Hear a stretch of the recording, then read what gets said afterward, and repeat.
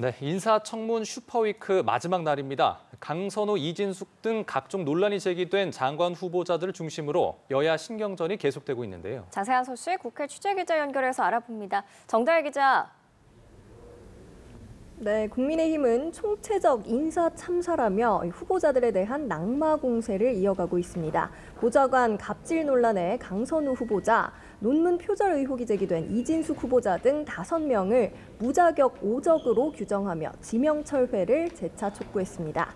반면 민주당은 야당 공세를 국정 발목 잡기라고 비판했는데요. 다만 논란이 커진 강선우, 이진숙 두 후보에 대해선 여론을 지켜본다는 분위기입니다.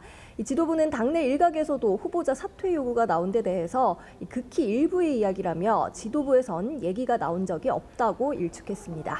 이런 가운데 여야는 오늘 오전 기재부, 산자부, 외교부 장관 후보자의 인사청문 보고서를 합의로 채택했습니다. 국민의힘은 대미 관세 협상의 시급성 등을 감안해서 대승적 결단을 내렸다고 강조했습니다.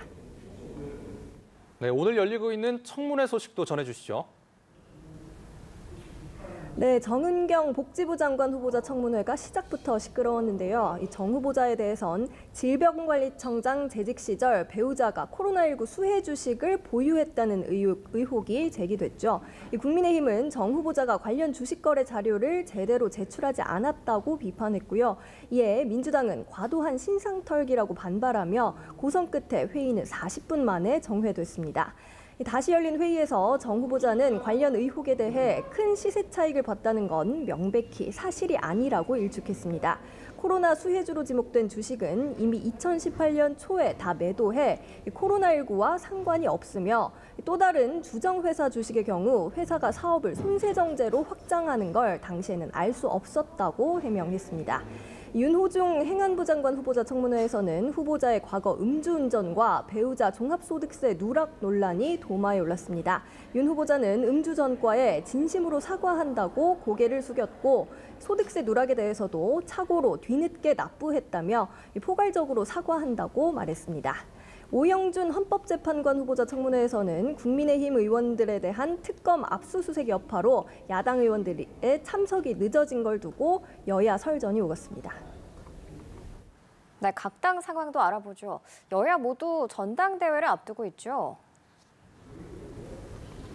네, 민주당은 내일과 모레로 예정됐던 충청 영남권 순회경선 현장 행사를 취소하고 이를 온라인으로 대체하기로 했습니다. 전국적인 폭우 피해 상황을 고려한 건데요.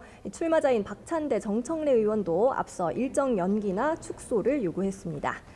국민의힘은 다음 달 22일 충북 청주에서 당대표 선출을 위한 전당대회를 열기로 했습니다. 오늘 당 선관위의 일정 확정에 따라 곧 도전자들의 출사표가 이어질 걸로 보이는데요.